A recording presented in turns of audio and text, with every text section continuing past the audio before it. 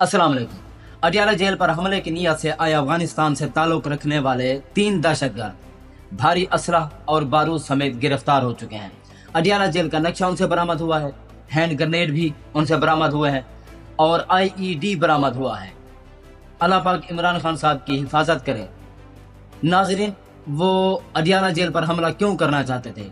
आखिर ऐसी कौन सी शख्सियत वहाँ जो है ना जेल में कैद है कि जिसको वो निशाना बनाना चाहते थे, या कोई और भी उनके मकासद हो सकते हैं। इमरान खान साहब को डराने की कोशिश भी हो सकती है कि कंप्रोमाइज्ड हो जाएं और अपने बयानी से पीछे हट जाएं। बहुत सारी चीज़ें हो सकती हैं और इसके अलावा हमारी असेसमेंट के मुताबिक 2 चीज़ें हो सकती हैं। 3 बार पहले हमला हो चुका है इमरान खान साहब पर। गुजरावाला में हुआ है, जुडिशल कम्प्लेक्स में भी एक ट्रैप बिछाया गया जहाँ से इमरान खान साहब बच निकले। काफ़ी सारी चीज़ें हमने खुद देखी हैं, लाइव देखी हैं। देखें, जो भी कर रहा है ये मुल्क और कौम के लिए बेहतर नहीं है। इमरान खान साहब के मुखालिफिन जो हैं वो इमरान खान साहब को सियासत में नहीं देखना चाहते। वो चाहते हैं कि वो डील कर ले, ढील मांग ले, चुप करके सियासत से आउट हो जाए।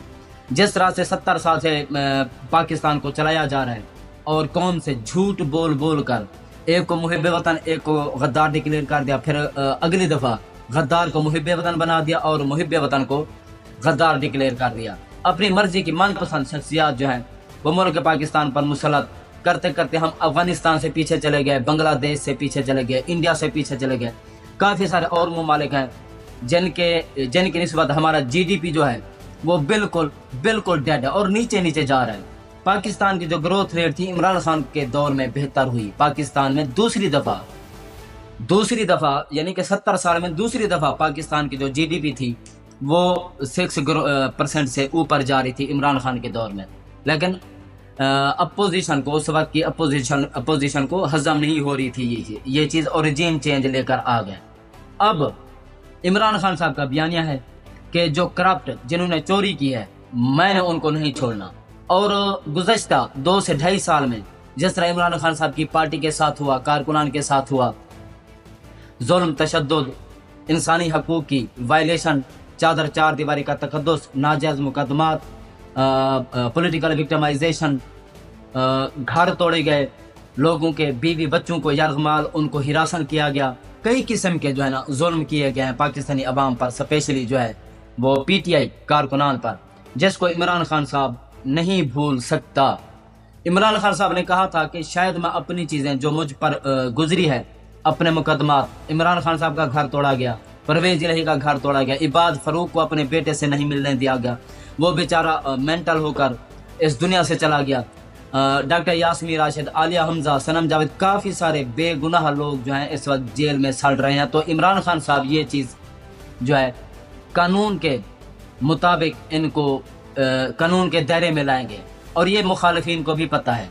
जिस तरह कानून तोड़े गए इमरान खान साहब ने, उनको तो नहीं छोड़ना। आर्टिकल 6 के मुर्तकब हुए हैं कुछ चीज़ें, कुछ लोग, इदारों में बैठे लोग, माफियाज, करप्ट ब्यूरोक्रेट्स।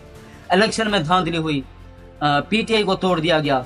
PTI जो उम्मीदवार थे, आज़ाद उम्मीदवार, उनसे तो बल्ले का निशान ही छीन लिया।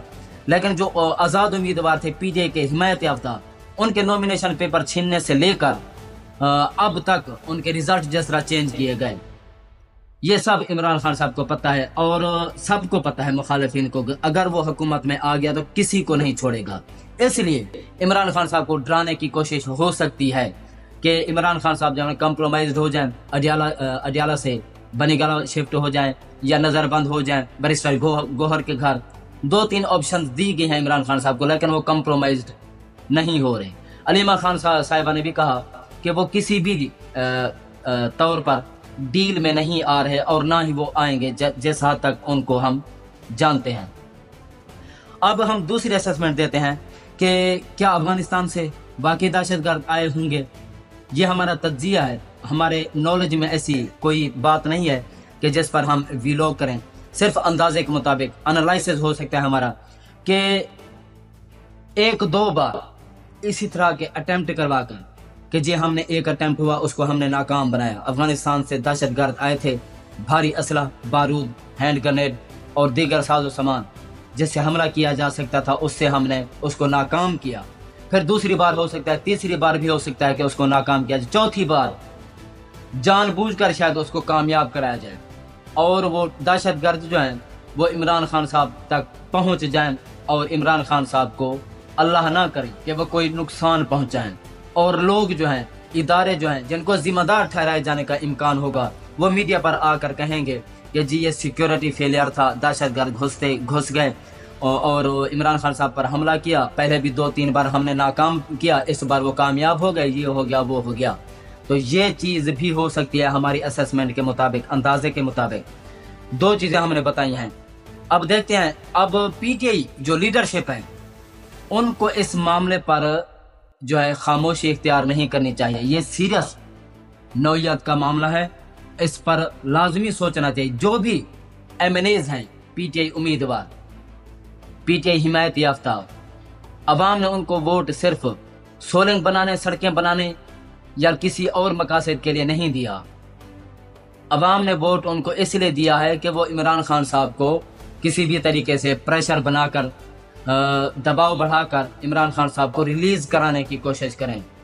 یہ سڑکیں، پلیں، سولنگ وغیرہ، یہ سارا کچھ جو ہے نا، جو ترقیاتی منصوبے ہیں، یہ سارے کچھ ہوتے رہیں گے، لیکن ہماری جو اولین ترجیح ہونی چاہیے وہ عمران خان صاحب کو ریلیز کرانے کی ہونی چاہیے، کہ اس کی جو سزائیں ہیں اور عدالتوں میں جس طرح سے کیسز چل رہے ہیں ان پر پورا مکمل فوکس کریں، اور بطور اپوزیشن حکومت پر دباؤ بڑھائیں کہ وہ عمران خان صاحب کو ریلیز کریں۔ ادروائز عمران خان صاحب کے جو گرد خطرات ہیں وہ مزید بڑھتے جا رہے ہیں، عمران خان صاحب کی جان کو خطرہ ہے، اس میں کوئی شک نہیں ہے، اس میں کسی بھی قسم کا ابہام نہیں ہونا چاہیے، اور تھوڑی سی بھی غفلت، لاپرواہی عمران خان صاحب کو نقصان پہنچا سکتی ہے۔ پی ٹی آئی لیڈرشپ کو چاہیے کہ بند کمروں میں بیٹھنے کے بعد اب سڑکوں میں، اب عوام کو بھی چاہیے کہ گھر میں بیٹھ کر آپ جنگ نہیں لڑ سکتے، یا سوشل میڈیا پہ بیٹھ کر آپ جنگ نہیں لڑ سکتے، آپ کو باہر نکلنا ہوگا۔ اب پاکستان کی تقدیر کے لیے جیلوں کو بھی بھرنا پڑے گا۔ یہ بھی ہے کہ قربانی تو ظاہر ہے حقیقی آزادی کے لیے دینی پڑے گی، چاہے کسی بھی قسم کی ہو، ورنہ قومیں جو ہے آزاد ایسے نہیں ہو جاتی گھر بیٹھے۔ سوشل میڈیا پہ ٹھیک ہے سوشل میڈیا پلیٹ فارم سب سے طاقتور پلیٹ فارم ہے، لیکن فزیکلی بھی ہمیں کچھ کرنا ہوگا، اس کے لیے باہر نکلنا ہوگا پر امن طریقے سے۔ پاکستان ہمارا ہے، ادارے ہمارے ہیں، لیکن اداروں میں جس طرح کا جو ہے نا تھوڑا بہت کچرا ہے، گند ہے، اس کو صاف کرنے کے لیے ہمیں کیا کرنا ہوگا؟ ایک اچھی، ایماندار اور اہل لیڈرشپ کی ضرورت ہے، اور اس کو اگر عمران خان صاحب کو باہر لانا ہے تو ہمیں دباؤ جو ہے، پریشر بلڈ اپ کرنا ہوگا، اس کے لیے باہر نکلنا ہوگا۔ جتنا آپ دیر سے نکلیں گے اتنی بڑی قربانی دینی پڑے گی، یہ آپ ذہن نشین کر لیں۔ جتنا آپ سستی کریں گے، دیر سے نکلیں گے، یا ایک دوسرے پر آسرا کہ ہاں جی سرپرائز آنے والا ہے، کوئی پی ٹی آئی کی جو لیگل ٹیم ہے وہ کچھ کرے گی، عمر ایوب صاحب کچھ کریں گے، بیرسٹر گوہر صاحب کچھ کریں گے، ایسا ویسا، وہ اپنی طرف سے بالکل سر توڑ کوشش کر رہے ہیں، جو بھی ان سے ہو سکا وہ لیگلی وہ سب کچھ کریں گے، لیکن عوام کو اس وقت باہر نکلنے کی اچھا ضرورت ہے۔